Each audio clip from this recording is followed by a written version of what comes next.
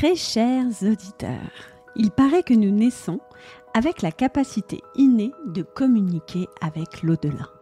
Durant l'enfance, nous sommes tous capables de voir l'invisible et que cette capacité, si elle n'est pas révélée dans notre conscience, disparaît vers l'âge de 7 ans. Toutefois, il arrive que certains enfants ne se coupent jamais de ce monde et continuent à communiquer avec lui. Je vais te raconter l'histoire de Léon, cet enfant médium qui, à 10 ans, n'en pouvait plus de se faire hanter tous les soirs avant de dormir. Bonjour à toi, j'espère que tu vas bien. Je suis très heureuse de te retrouver pour cette nouvelle chronique où je vais te parler de la médiumnité dans l'enfance. Ce qui est important de savoir, c'est que lorsque nous naissons, notre âme, qui a incarné notre corps physique dans le ventre de notre mère, est toujours reliée à l'invisible. Pourquoi ? Eh bien parce que notre conscience est en cours de construction et que le mental n'est pas encore assez fort pour nous couper de ce monde. Ce qui nous coupe de ce monde invisible vers 7 ans environ, où, dit-on, nous passons de l'innocence à l'âge de raison, ce sont nos peurs et nos croyances issues souvent de notre éducation. Alors peut-être que tu es en train de te dire « mais pourquoi me suis-je coupée de ce monde ? Je n'avais pas tellement envie. Et pourquoi mes parents ou ceux qui m'ont élevée avaient ces croyances-là ? J'aurais tellement aimé ne jamais être coupée de l'invisible. » Eh bien, j'ai envie de te dire, cher auditeur ou chère auditrice, tant mieux. Ceux qui t'ont coupé de ce monde ont fait leur job. Je te rappelle que tu es né pour vivre sur Terre et te connecter à son énergie et non pas pour rester branché là-haut au monde invisible. Comment tu peux accomplir ta mission terrestre si tu restes en permanence lié à ce monde ?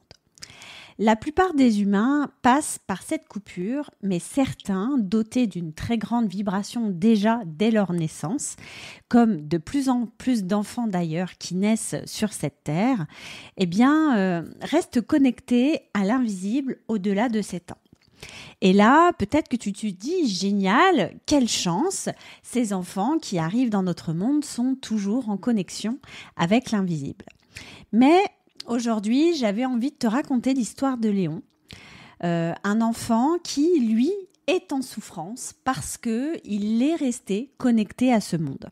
Un jour, je reçois un message d'une cliente qui me dit « Écoute Betty, je t'envoie une amie, elle a besoin de toi, elle ne sait plus comment faire avec son fils qui lui dit tous les soirs de voir des gens en permanence dans sa chambre et qui souffre de problèmes d'endormissement et de sommeil. » Je donne donc mes coordonnées à cette cliente et à cette maman donc, qui a l'air désemparée et elle m'explique sa situation par message. Elle me raconte que son fils Léon, qui a 10 ans à cette époque-là, passe par des soirées horribles. Au moment de s'endormir, chaque soir, il se lève des dizaines de fois et il dit à ses parents qu'il est dérangé en permanence dans sa chambre. Alors, sa maman pleine d'amour l'écoute avec attention et vient vérifier dans sa chambre et elle ne voit rien, excepté, me dit-elle, qu'elle ressent une atmosphère un peu particulière dans la chambre de Léon, mais c'est tout. Alors, très souvent, comme quand tous nos enfants se lèvent 10 000 fois avant de s'endormir, on est à bout de nerfs. Et Léon finit par quitter sa chambre et les parents lui proposent de dormir avec eux ou avec ses frères et sœurs. À son écoute, je comprends que cette maman et Léon ne fabulent pas. Ce qui me met la puce à l'oreille, ce sont les détails des récits et les ressentis de la maman et surtout son état émotionnel. Je sais qu'une maman ressent quand ses enfants ne vont pas bien et là, c'était vraiment le cas. Et je propose donc à cette femme de prendre un rendez-vous avec elle et aussi avec son fils afin qu'on puisse discuter ensemble et que je puisse aussi entendre la version de Léon. Alors, lors de notre entretien, je m'adresse essentiellement à Léon qui me raconte toute son histoire. Le fait qu'il soit dérangé par différentes personnes en début de nuit ou pendant son sommeil. Il me raconte que ces personnes, me dit-il, sont parfois gentilles, qui discutent avec lui, mais parfois ils sont un petit peu pénibles parce qu'ils insistent pour rester dans sa chambre alors que Léon leur demande de partir. Il me dit aussi qu'il fait beaucoup de cauchemars et d'ailleurs qu'il arrivait il y a quelques jours et ce moment-là était juste avant la guerre en Ukraine, quelques jours avant, de soldats qui mouraient et qui pleuraient des larmes de sang. Tout ce qu'il me raconte, je vois bien que ça ne peut pas être inventé, même si les enfants ont beaucoup d'imagination.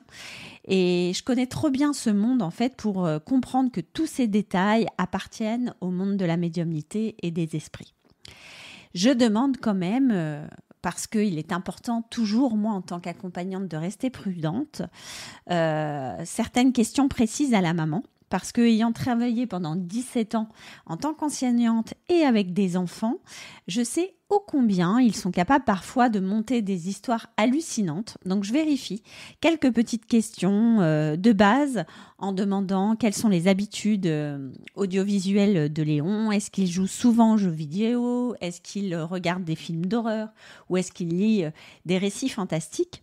Et la maman me dit, mais non Betty, je te promets, tout est sous contrôle. Léon, d'abord, ne joue pas avec des jeux interdits et c'est pas non plus un grand lecteur. Et évidemment, on contrôle tous ses films.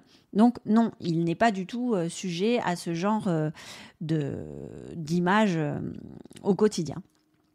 Et dernière chose qu'elle me précise, et là c'est très important, elle me précise que son fils est TDAH, c'est-à-dire qu'il a un trouble de l'attention associé à de l'hyperactivité.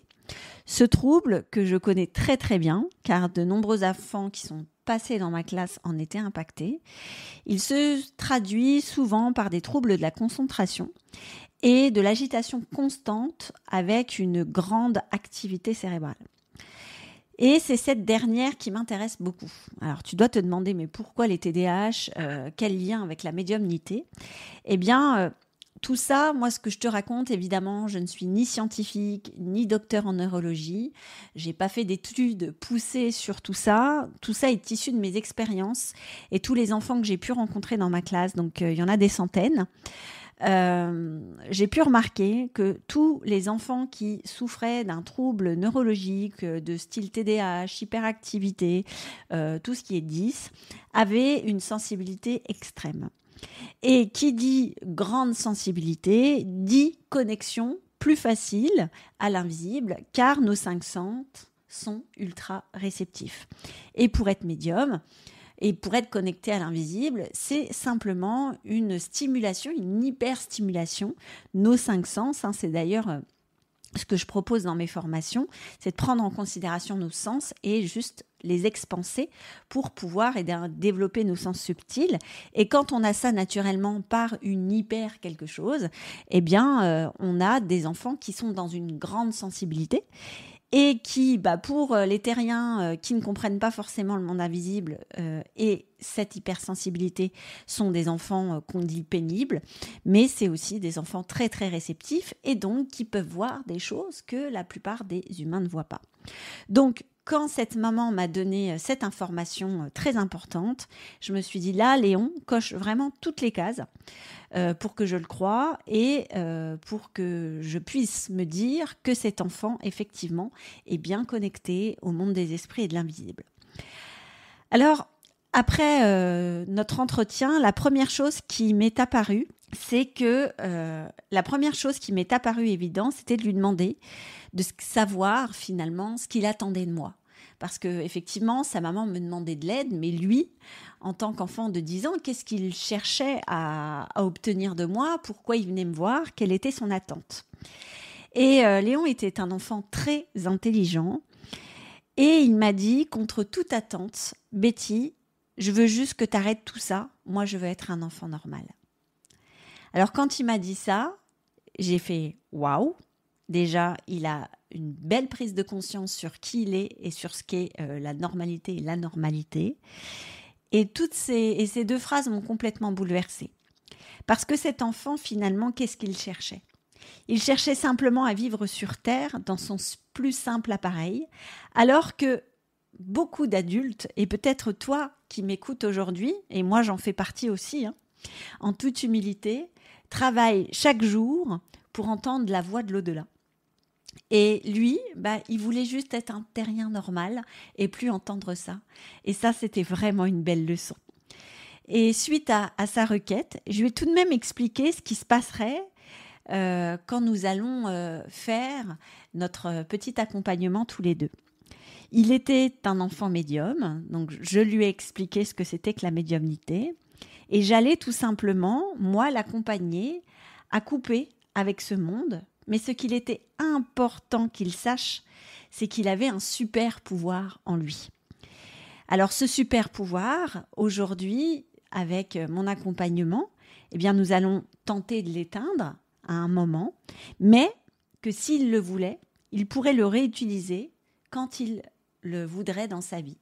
Et que ça serait vraiment possible. On ne le fait pas disparaître. On le fait juste, on l'éteint pour un moment, comme un interrupteur finalement. Alors, Léon m'écoutait avec beaucoup d'attention. Je le vois encore devant moi, ce petit brin à lunettes. Et comme je te l'ai dit tout à l'heure, c'est un enfant qui était doté d'une très grande intelligence. Et j'ai bien vu qu'il comprenait tout ce que je lui disais. Et que sa décision de couper avec le monde invisible était ferme. Vraiment très ferme pour le moment. Alors, quand je suis confrontée à ce genre de situation, je m'adapte en général à l'enfant et à ce qu'il est capable de mettre en place. A-t-il besoin d'être assisté ou peut-il réaliser les choses en toute autonomie ? Dans cette situation, et vu le petit bonhomme que j'avais en face de moi, je voyais bien qu'il pouvait mettre les choses en place de manière autonome. Et puis, avec sa maman, ils étaient très complices et la maman était très ouverte sur tout ça et impliquée. Alors, je me suis dit, ok, on va faire quelque chose avec une collaboration entre la maman et son enfant, comme ça il se sentira soutenu. Mais je vais aussi lui proposer de mettre en place des choses seul, parce que c'est important qu'il maîtrise sa médiumnité et qu'il puisse gérer ce super pouvoir, entre guillemets, tout seul, parce que sa maman ne pourra pas l'aider. Alors j'ai proposé d'abord à la maman de se fournir en matériel de protection à mettre dans la chambre de son fils. Il existe plein de petits rituels de sorcières et des pierres magiques qui éloignent les esprits. Alors, cela dit, ici, au vu des nombreux visiteurs nocturnes, je savais que ça ne suffirait pas à tous les enlever, mais ça pouvait être un bon soutien. Donc, j'ai demandé, il y a par exemple la pierre d'obsidienne, qui est vraiment une pierre pour éloigner les esprits. Et puis, l'histoire du gros sel, de mettre aux quatre coins, tout ça permet en fait déjà d'éloigner les esprits. Alors, tu as peut-être déjà entendu ces histoires-là dans les films ou dans des petites vidéos sur la sorcellerie. Alors, c'est issu de pratiques ancestrales, parfois qu'on tourne un peu à la dérision. Mais effectivement, ces choses marchent parce que la maman, après juste avoir acheté une obsidienne et fait ses petits rituels, comme aussi la sauge, a vraiment, elle, ressenti, parce qu'elle était capable de ressentir les énergies, une grande différence dans la chambre de son fils. Elle me disait l'atmosphère est beaucoup moins lourde. Et donc, après tout ça, j'ai proposé aussi à Léon un rituel de protection qui serait conduit par lui-même, donc tous les soirs au coucher. Alors l'erreur à ne pas commettre lorsqu'on soumet un rituel basé sur la visualisation, c'est d'imposer notre propre vision du monde. Parce que c'est ce qui se passe souvent quand on accompagne des personnes, quand on n'a pas forcément une posture juste, c'est qu'on a une forme de rituel qu'on a appris quelque part par un enseignant, par une initiatrice, etc. Et on va imposer ce rituel-là. Très souvent, on expérimente aussi ce rituel, on l'adapte à nous et on peut penser que parce que ça a marché sur nous de cette façon, ça va aussi marcher sur l'autre de cette manière-là. Mais chaque personne a sa propre expérience de vie, a sa propre expérience d'âme et a sa propre vision du monde. Donc, quand on accompagne une personne en médiumnité, ce qui va être important, c'est de comprendre finalement la vision du monde de la personne qu'on accompagne et de ne pas lui soumettre un rituel dans notre propre projection, dans notre propre vision, mais simplement de l'adapter à ses propres couleurs à elle. J'ai donc mené cette visualisation afin qu'il la vive avec moi, mais qu'il crée sa propre protection. Parce que si tu veux que je t'image les choses et que je les rende un petit peu plus claires, si par exemple te sentir protégé, c'est pour toi être dans une grotte. Il se peut que pour une autre personne, se sentir protégé, c'est être enfermé dans une boîte et pour une autre, être doté d'une armure. Si je te propose une protection en te disant, avec ma propre vision, qui est par exemple être dans une armure, je te propose de te protéger grâce à une armure. Et que toi, ce qui te parle, c'est la grotte. Du coup, la protection, elle ne va pas être aussi puissante qu'elle pourrait l'être si j'utilisais ta propre expérience et tes propres ressentis, en fait.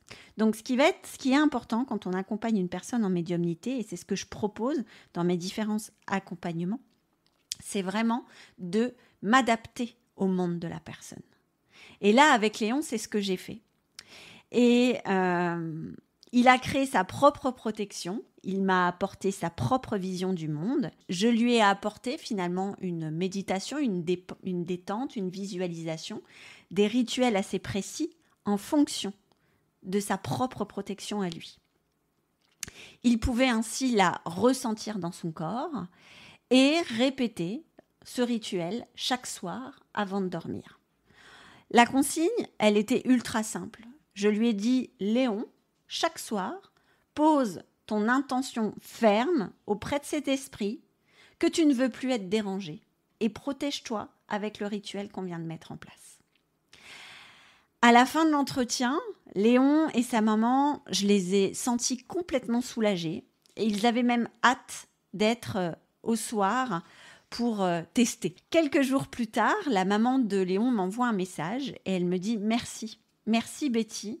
Léon a enfin retrouvé un sommeil paisible. J'ai acheté tout le matériel nécessaire pour mettre dans sa chambre, l'énergie a bien changé et Léon fait ses rituels chaque soir et il dit qu'il n'est plus embêté. Il a enfin l'impression d'être un enfant normal. » Quelle satisfaction! Je dois te dire que quand j'ai reçu ce message, j'étais super émue.